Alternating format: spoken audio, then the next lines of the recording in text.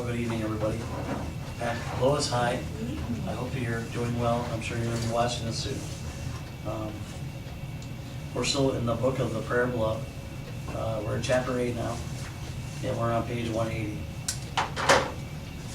We finish off with 179. I'm going to go back and read the last paragraph there. How we tend what is given to us by God will determine the quality and quantity of our fruit. Becoming fruitful is not so much about the fruit as about our ability to produce fruit. Spiritual maturity gives us that ability. You have the wrong book again, Bob. Can you, We have the wrong book. thank you. Tim's gonna get you, pastor's book. All right, so starting on 180, if I'm to become the full of fruit, then I must not only think it right, but I also must be right. We are told to seek first the kingdom of God and His righteousness. Literally, His ways of being and doing. In other words, who is God and how does He act? We've heard the statement, there's a right way and a wrong way to do everything. The right way, as it pertains to our discussion, is the God way, or the spiritual way. The wrong way is a carnal way, that which does not originate in the spirit, but in our fleshly thoughts and desires.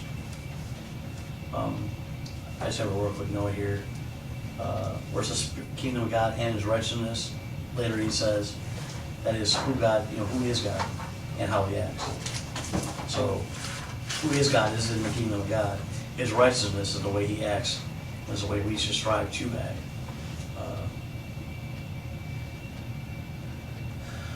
Sometimes when we struggle, I struggle. I think I'm doing things the right way, and I think I pray for things, and I think I'm hearing God, and I go to do something, and I think I'm doing the right thing spiritually.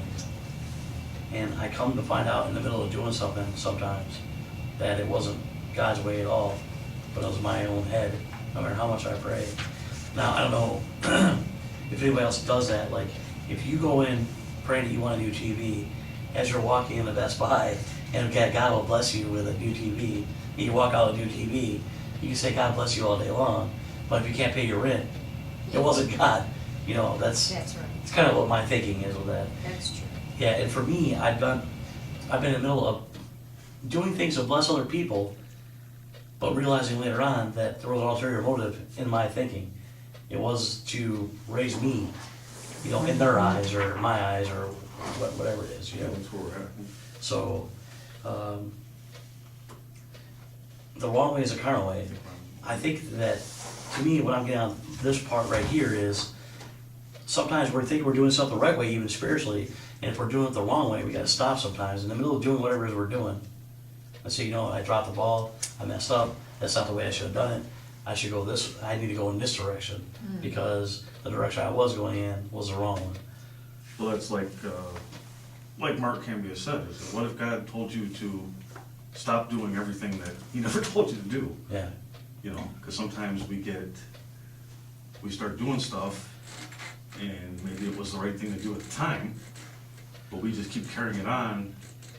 And, God's wanting to go move us in a different direction, sure. and we're still going that way. Right. And sometimes it takes something has to hit us and say, wait a minute, we're doing this now because we want to. And how many times have we done things over and over and over again, just out of sheer stubbornness? Even when people and even our own thoughts come up saying, why are you doing that? Well, it's because I've done it the last 5 years, 20 years, whatever. 5 times, it doesn't really matter, Sometimes our stubbornness gets in our way because we think we're doing the right thing. We think we're doing it spiritually, for the right reasons, for God. And we're doing it for us. We don't even realize it, But, I've come to find that I've been doing it for me, thinking I was doing it for God, whatever it is.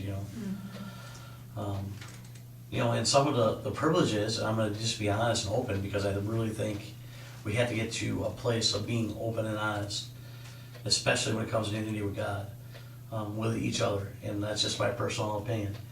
That, sometimes some of the privileges that Pastor has given me given me an ego, and I've had to pray about that later on. Sometimes like, privileges like this, or sharing from the pulpit, or going to you know, to the prison to share there. You know, I've gotten something out of it other than what I should have, you know, and I've had to deal with that. I've even had to talk to Pastor Ron and Pastor Chris about it because I want to make sure that my heart is right. You know, and some of the times, you know, what I'm saying by that is like, you know, I felt like built up or whatever because we got to do that. What's wrong with that? Well, there's nothing wrong with that as long as it's not the reason why you're doing it. That's what I started questioning. Am I doing it just to get that feeling? Or am I doing it because I'm serving God and out of that I get some benefit as well? You know what I mean? Am I putting myself and my wants and my desires before what God wants me to do? That's what I mean by that, you know. And, I don't think that's right at all. I mean, if God gives us a privilege to do anything, if it's giving somebody some money or blessing somebody in some way or another, or you know, working in a homeless kitchen, or you know, going into the prison, or doing this what I'm doing right now, the very first thing that it should be for me should be I'm doing it because I'm going to glorify God. I'm doing it because God's giving me this privilege, and what a great privilege it is, and I'm happy He's giving me that privilege, you know, and it's what a joyful privilege it is, and it's good to feel good about it, but that shouldn't be the reason I'm doing it, you know, so I can go tell everybody tomorrow, yeah, I was in Jackson Prison last weekend. Right, you understand what I'm saying? I found myself doing that sometimes in the past, like when I was a little more immature, well, a lot more immature probably. You know, I would tell people, well, you know, I go to Jackson Prison and I preach, and I didn't even realize it for the longest time that I was even doing it. You know, but it's something that I had done, and it's wrong because I shouldn't say I get to go out to, you know, this is how I truly feel too. I get to go out to Jackson Prison to be with some men who are hungry for God, like hungrier than me sometimes. You know, I get the privilege of on my way out there, I get to see all kinds of wildlife. I get to, a lot of times I'm listening to sermons I don't ever have a chance to listen to because I don't have that ride out there and back, you know what I mean? Sometimes I get to be with Tim or Pastor Chris and I get to have great conversation on the way out there. You know, there's a lot of benefits that come out of it that are spiritually great that I should be recognizing first, you know what I mean? Instead of saying, well, I got to do that so I can come back and tell people I work with that, you know, I preach at Jackson Prison. This reminded me of, you know, some scripture where, you know, with the disciples when they were arguing amongst themselves who should be the greatest. Yeah. You know, Jesus said, well, you know, in the kingdom the greatest is the one that's the best servant, or the one Yes. that really has to do the most, or serve the most, humble themselves the most. You know, and I don't know, just thought that was. No, that sounds right too. I mean, when you're seeking to serve others because that's what you know that God wants you to do. I really think that, I mean, I'm sure we can all be in agreement that God wants us to serve one another, you know, and as Christians especially. And then to serve the lost and dying in our world, whatever that is. If it means we go to all around the world, that's great. If it means we go all around one block, that's great too. You know, or our families. If we're in that and we're serving in that and we're doing it with the right heart, I mean, what else can God ever want you to do? He can't want you to do more, you know? And the greatest reward from that is probably, I mean, for me, what I found is the love I get in return. You know, not just from God, but from people, you know? People really do have a genuine appreciation when you come into their lives with empathy and sympathy for their plight, whatever that plight is. And you're real about it, you know, and it's genuine. Or you can say, you know what, I went through that once, this horrible thing, and back 5 years ago, here's my story. This is what God did to get me through it. So people know that, hey, no matter where I'm at, I can get through it, you know. Those things are great to me. I love the way I feel when that stuff is done. There's nothing wrong with that, I don't think. But to do it to build myself up and say, yeah, I just helped that guy. I just gave him $20 or $100 or $1,000, whatever it is, you know. There's something different. That's a different thing. That's your reward, as Jesus would say, right? You already received it. Right. Well, like, you know, he was the ultimate example of everything too, just like when he came out of love and to serve, where, you know, no man was ever God before that walked the earth. He could have Right. came and just said, and just started striking people down. Hey, you don't believe in me? You know, because he was the ultimate, you know, the ultimate power, the Sure. ultimate. He but got it came any way he instead- wanted. He got it any way. But instead he came to serve, and he came to He serve came to humble himself. and to serve, you know, and to minister to the lowest people there were, because, Nobody else would. yeah, and because they needed him. Yeah. And, and he loved him. And he loved it. Yeah, and he loved it. That's the greatest message. And we do things, you said it a million times, and when you do something out of love, the reward is already in itself, it's already there. Yeah. There's no, even sometimes if you're not received, Right. just, if in your heart you did it for the right reason, that's what God told you to do, then, How many times though did you remember that somebody would come to Jesus and say, I need this, whatever it is, to see, I can't hear, whatever it is, I can't, and he gives them something what they actually need, which is their spirituality, right, their spiritual unification. You need to believe in God, you need to believe in me as your Savior. And once you get that, then the rest of it comes easy. The rest of it I'll give you. If we can start reaching into people's lives and giving them God, when they need other things too, and then give them that, and do it all in a way that's seamless like he did, because they didn't realize what happened. You know what I mean? They walk away going, oh my God, what just happened? I got my sight, but that's God. I mean, God really loves me. God really touched me. God really, I was, whatever, a beggar for 20 years, and God.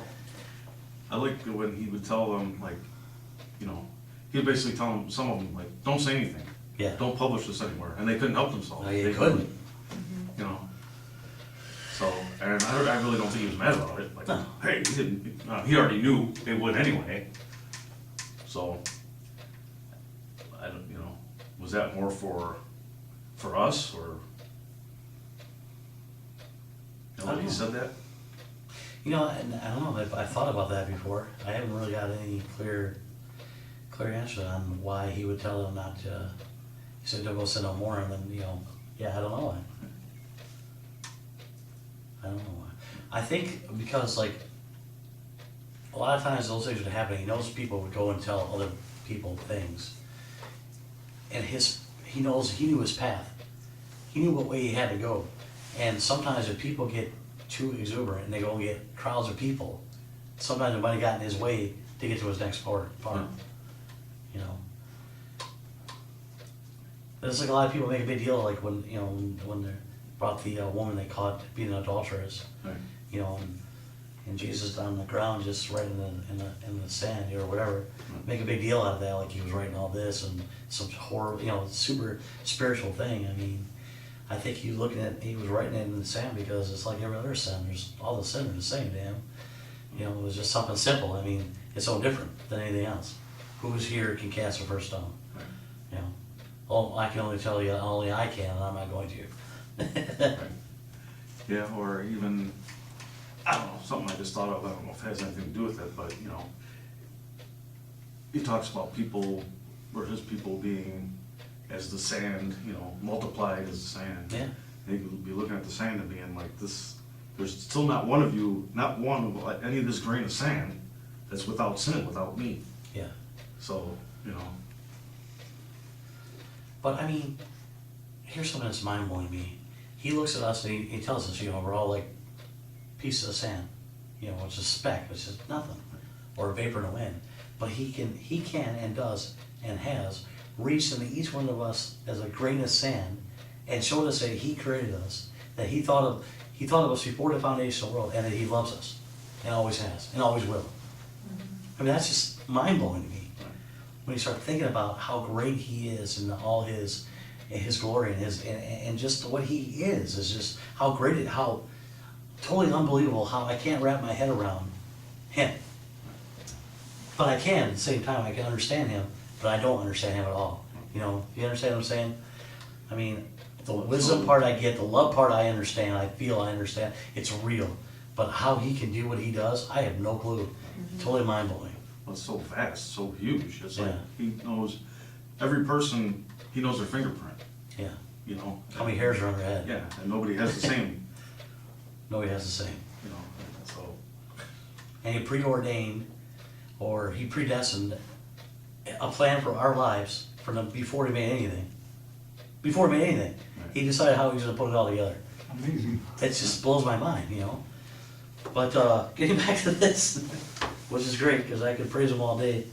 That's what makes him the kingdom of God and His righteousness. I mean, that's what we're just talking about right now anyway. That's what we're trying to discover. That's what we're trying to be more like. His rightness, His righteousness. You know, and it's a good example in the Bible, but it's a good example to find that in other people around us too. I think that, you know, it's not really talked about enough, like how much we need each other. We really do need each other. Church is a good thing because we need each other. Not only do we come hopefully prepared to give to people, but we also come prepared to receive as well. You know, not just from God, but from people and their wisdom and their love and their kindness and just who they are. Should lift us up a little bit. We should walk out of church a little bit happier just because we walked around the people we were with, not just to mention, nothing to do with God, just because we got to be with some people we like. You know, and if that's not going on, then something's really messed up, you know what I mean? Something's really messed up. So His righteousness is what I want more of in my life, right? But I want to see more of His righteousness in your life too, because it encourages me. It kind of goes like goes in a circle, goes on and on and on.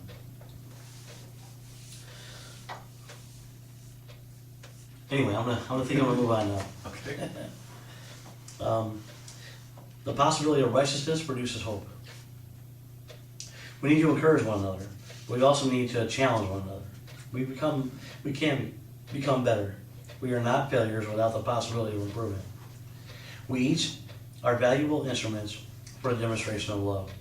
Many may live below their destiny, but it does not have to be that way. Love has the power to deliver.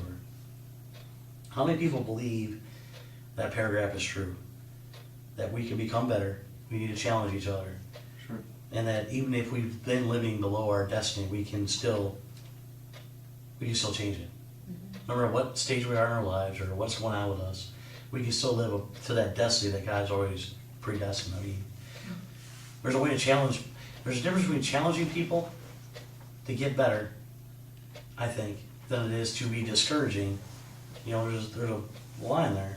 But a challenge, you know, hopefully next week we'll all come with some sort of story about this book. You know, this is a challenge. You know, that we'll all have something that we can share that came out of this book from our reading this week. Hopefully next week, prayerfully, each one of us will have something that'll be unique and different that God gives us that we can add. That's a challenge. But then if you say, but if you don't bother coming, then it becomes a discouragement. You know what I mean? Well, I think it gets easy sometimes Bless you. for someone to say, that's just how I am, and Right. I'm not, you know, You need to the learn to people deal even with say it. that's the way God made me. That's the way God made me, and that's where I'm gonna stay, and Sure. you know, because you know sometimes people don't wanna pursue it. They don't It's a want cop-out, to. Yeah, Bless you. Thank you. it is. But when you start believing it yourself, then it becomes you get into that trap where you actually believe that, and then you don't. Do you believe it though because of that, or do you believe it because out of fear you don't want to change, or? I don't know. I've just noticed some people can convince themselves of Yeah. something and they don't progress anymore.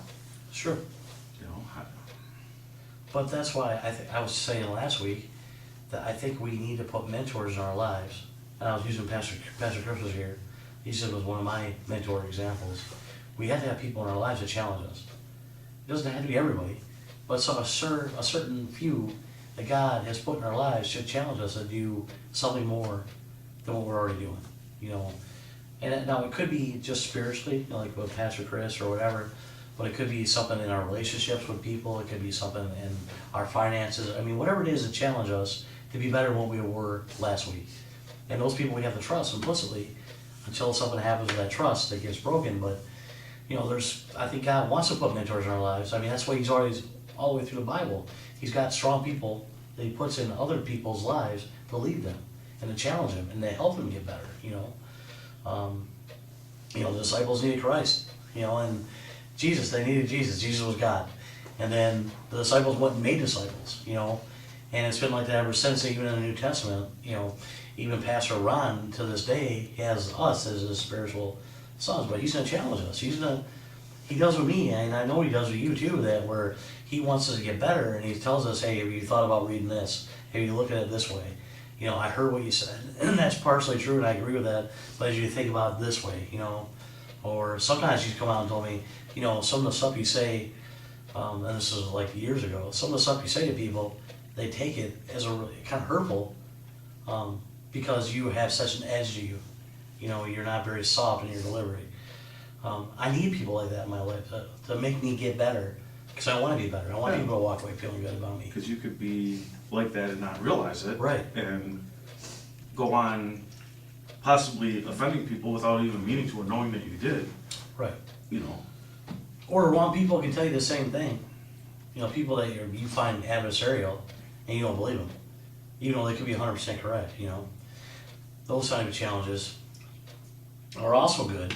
So sometimes, like when people, you know, get upset, you when you work with people or you come across people in the store or whatever, they get mad at you and they yell or whatever and say things they probably shouldn't say. There's probably some truth in that. They're going to say something about me, you know, so I like to even take that as a challenge and say, okay, God, what is it I'm supposed to find in this? You know, what is it I'm supposed to learn from this? I try to hold my cool and believe that everything comes out of my relationship with God and how I react to people. And I think it's the same thing with how people are with me. That's how their relationship with God is with them. But it doesn't mean that sometimes people don't say things that cross me and get me mad either. Right. I'm trying to learn how to, you know, like sometimes you hear, you overhear people wherever you're at, you're in public, and they're having these conversations or they're talking about stuff that's just totally against what you stand for, or me, or what I stand for, and what I believe, and how to try to not label them or not be like, wow, you know, I don't think I like this person. You know, Because you listen to their conversation. yeah, because You're doing something wrong to begin with. well, I mean, I'm not like trying to eavesdrop. It's just, you know, it's just sometimes you just hear, you know, people are talking and they're by you and you're waiting in line somewhere or something, you know. But, you know, I want to be They're able on to the treat phone. them the same way I treat someone that says something I do agree with. But I don't know, it's just, it turns me off sometimes to hear Yeah. some of the stuff that people say. I mean, they say some pretty out there stuff that's, you know, that's definitely not out of love. We were talking about like this a little bit a few weeks ago, and trust. You know, and trusting people that you love or care about. Can you do that after they've hurt you? Or Yeah. you know, can you do that? Can you trust, or do you have to be like me? You have to trust God in that relationship. And I think it's the same thing when you're listening to people in the story. You have to trust God in that. So, you know, if you will go out in a parking lot and he or she says something to you, you know, maybe that's just a situation where God wants you to trust him in that moment. Right. Yeah, I mean, it's not really so much, it's just like, I don't want to be judgmental, or I don't want to be, I mean, I don't agree with them, but I don't want to, I don't know, it's just, I don't know if I'm getting across what I'm trying to say. No, but some things that people offend you. Yeah, It's gonna happen. There's nothing wrong with that. I think it's the same thing with get angry and said not. I Right. think the same thing with people offend you and Right. said not. You know, I mean, that's just the way it is. And sometimes you got, you know, what I have to ask myself in those situations is why is this absolute stranger, how can they even have the ability to offend me? You know what I mean? How is that even possible? I don't even know this person. So to me, it has something to do with what's going on inside of me anyway. You know what I mean? With God has trying to show me something. So those are times where I'm like, all right, so what is it? What do I care if some person I never met in my life believes in gay marriage or not, or abortion or not? I mean, what is it? Why does it matter to me? You know? Why? Because it's wrong. Yeah, I know it's wrong, but in the same token, if it's their belief, and isn't that between them and God? But I think it's very normal to have a reaction to it. Okay, but what he's saying is have a reaction to it or get upset, and then judge them afterwards. Do you think that's okay? I think it's very human. Yeah, it's very human. I agree with that. But It's it is- easy, it's easy to say, well, listen, whether you like it or not, that's the way I'm gonna do it. And then you find out that you were wrong in the first place. Yeah, that's true too. Yeah.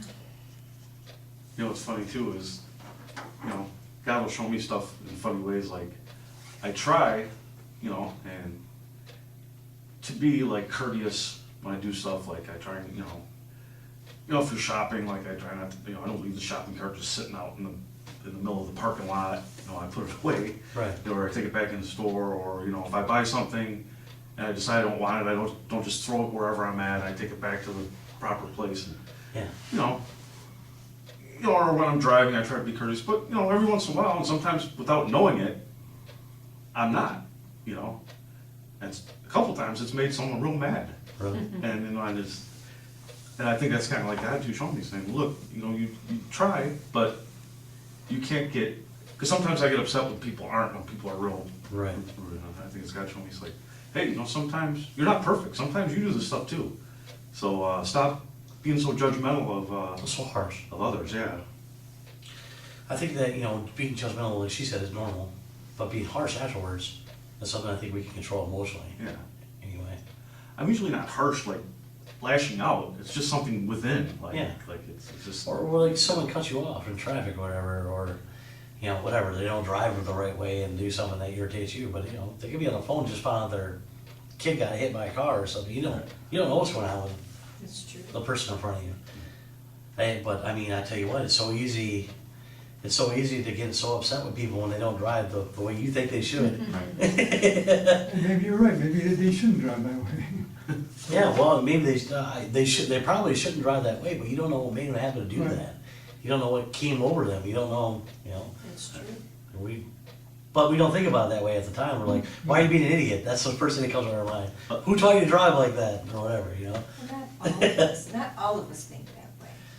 Well, sometimes I do. Well, it's pretty funny, because, I know I'm not, supposed to be on the phone, handheld phone when I'm driving, but sometimes I do, I'm not gonna lie. And, I have it on speaker. I turned, I changed lanes, didn't come anywhere near cutting these people off, though. I was like, but they probably saw I was on my phone, they started hitting their horn, and That I'm like, bothers me, when people are on the phone, or if they're texting. Right. You see their- Oh, the So- texting thing especially. so I wasn't Kills me. innocent. I wasn't innocent, but I didn't cut them off either. So what did you want out of that? Well, at the time I was a little mad, but it was like, well, how can I be mad? I wasn't doing the right thing myself. Yeah. All right, so I think the very last sentence in that first paragraph though says that what all it is, which is love has the power to deliver. It really has the power to deliver everything. So moving on, I was delivering a message on righteousness at a conference in West Virginia about 12 years ago. I was speaking about how we can all change. There are no lost causes. I related to those gathered that change begins with a decision, and the consequence of right decisions will produce righteous fruit. Afterwards, a man from the audience, who has since become well-known and influential, stood in the line a long time to speak with me. He drew me aside and said, "Sir, I'm a failure. I've lost everything, but today I have hope." This man had been having an extramarital affair for many years. His wife was divorcing him, his finances were in ruins, and he was losing his family. Why did he have hope? Because for whatever reason, that night he understood that love was stronger than his weakness. And love was stronger than his failure. His hope was that he could not only change, but also become righteous. And God's righteousness would produce fruit in his life. It's a pretty powerful story. I think that the thing that really sticks out after reading this is that that love was stronger than his weakness, and love was stronger than any of his failures. If we can leave people with true, genuine love, they'll remember that generally before they remember our failures. And if we blew it for 90% of our lives, and we get the right part at the end, and we show people that love, they'll remember that too. That'll love, or it says prayer of a righteous man, prevaileth much, but love can cover a multitude of your own sins from the past. Love is, especially real, genuine, godly love. That's the only real love there is. From that night, he dramatically and completely changed. In a great miracle of events, he was restored with his wife and family. Instead of living for himself, he put his life into other people. Today, his influence has been felt throughout the world, and thousands of men and women look for him for counsel and spiritual direction. Righteousness exalts a person, a family, or a nation. The individual was exalted before others, and is now highly acclaimed because he believed that righteousness was possible. Does anybody have stories like that in their own lives they want to share? How righteousness corrected, once you believe that righteousness corrected a wrong way of thinking or doing or being. I mean, but it has to be, you can't just read righteousness. It has to be something that God puts in you from the moment you read it, you hear it, you see it, you feel it. It has to be God-given. The righteousness has to be God-given. And then I think that that leads to hope.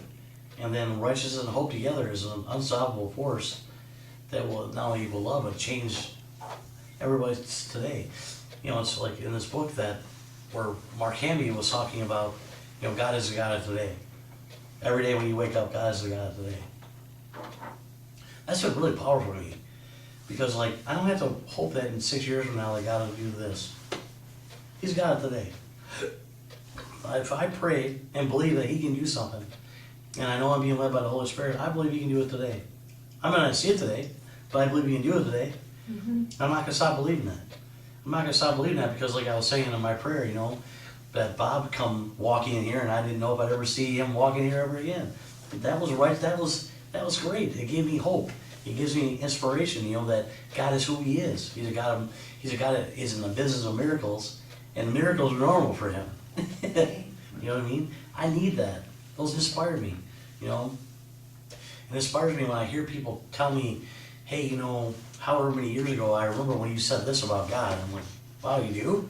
You remember that from?" I don't remember that at all. Yeah, it changed something in my life. I mean, people have told me that. I'm like, that's awesome, you know? And it's again, it's not because I'm looking for anything, because God was actually really using me, you know? I can see that then. I can actually believe that God has a plan to use me with other people. I can see it then, you know? Not just think it, not just know that God put that in my heart, but then I can see it when other people tell me later on, Right. God, I really helped, you know, heard God in what you said. That's a wonderful thing. It is a wonderful thing. I pray that I can be like Jesus, which I'm not anywhere near, but every time I speak, you know, something that His Father would have said.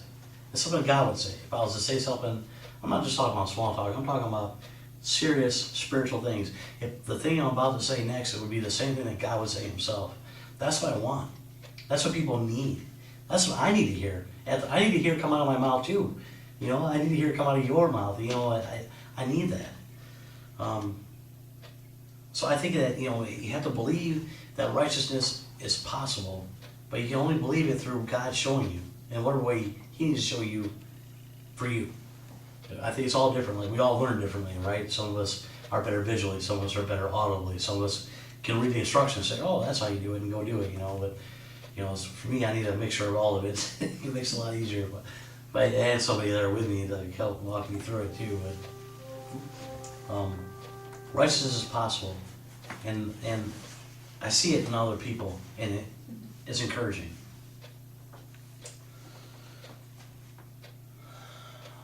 Should we start the next part or not?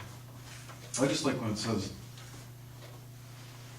you know, He understood that love was stronger than His weakness, and, you know, if God is love, you know, and God says, in our weakness, He's strong, you know, so you have to, you know, sometimes you have to admit that you have weakness and allow God to be strong in that, because really what we need to do is have Him take over those things that we can't handle on our own. We have to turn them over to Him, you know, and let Him guide and direct us in that. Yeah, it's powerful. It's powerful. Like, in our lack is where He is whole. You know, that's truly believing that by the examples in our lives and other people's lives. Truly believing that. Gets you a whole different place with God and with other people, I think. So that's really good. I think we should probably wrap this up. We finished with page 181, 182? Sure. We're done. Huh? We're at the bottom. I'll just read the next couple of paragraphs. Righteousness is a spiritual way. Righteousness is the art of being right and acting right. which comes from acquiring God's righteousness. His right ways of thinking and acting. Righteousness is simply being and doing what is right. If I find someone's wallet and it has $800 in it, and it also has a driver's license and identification in it, I have to make a decision as to what is right. If I have spiritual maturity, I do what's right and return the wallet, but without spiritual maturity, what is right and wrong may become blurred, which is true. I think we're putting those tests often. I think God puts us in tests not to show Him what we can do, but for us to show how weak we still are and how much we need Him. That's just part of what I think. I may say to myself how fortunate that I was to find this money I have such a need, or I may recognize the owner as someone who is well off and say to myself, I need this far more than he does. I rationalize my behavior because I lack righteousness. I'll just go on to the next one.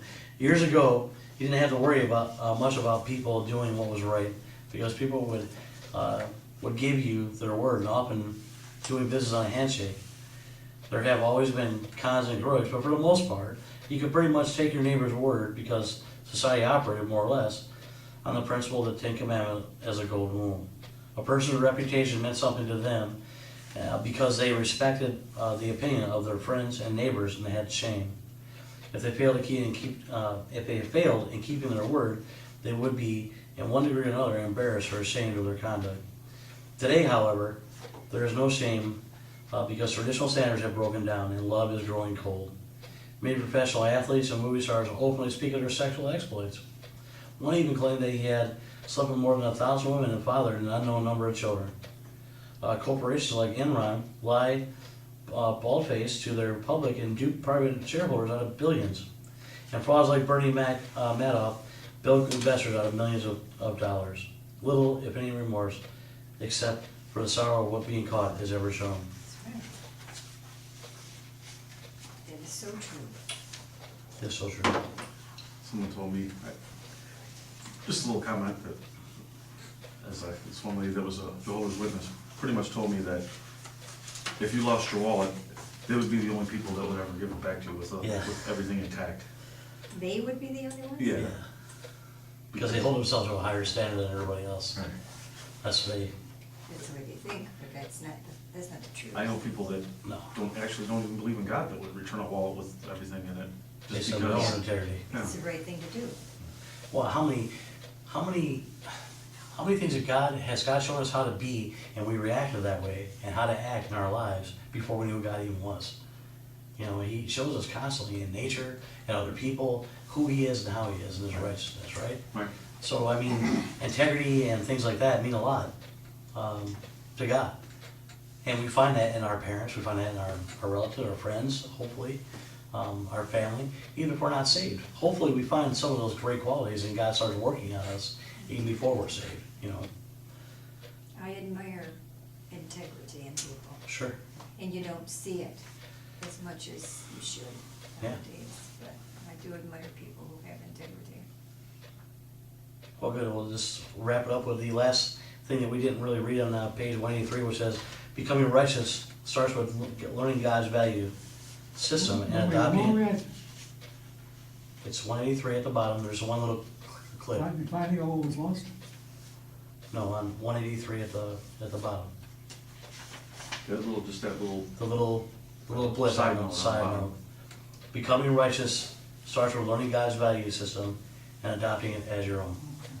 I think it goes along with Judy said with integrity. All right, I think that's where we're gonna wrap it up. So let me pray real quick. Dear Heavenly Father, I just want to thank you for the things that we share with one another. And thank you so much for your presence, Father God. I love it when I can feel your presence when we're talking together. And only your presence can disarm us all so we can share the things in our lives maybe that we wouldn't normally want to share. And God, that we know that you put wisdom and intellect in all of us, and that the things that you have to say to us are things that sometimes we need to say to each other as well. And this is an environment you provide for us to do that. And I just want to thank you for that, God. And I want to ask you again to watch over the people we asked for earlier in their prayers and restore them and make them healthy, make them well, and help them make the decisions and the things they need to make. Yes, Lord. And Father God, I ask you to do these things and watch over and bless everybody in this room until the next time we come together. Yes. I ask you through your Son, Jesus Christ. Amen. Okay, so the next time we start, we're gonna start, 184, unless Pastor's here, then we'll probably start at 160. You're right. Can you turn it off? Did you give the Same offer button? to him? Yeah, same Yeah, button. Same Oh, button. okay. You gave him the offer.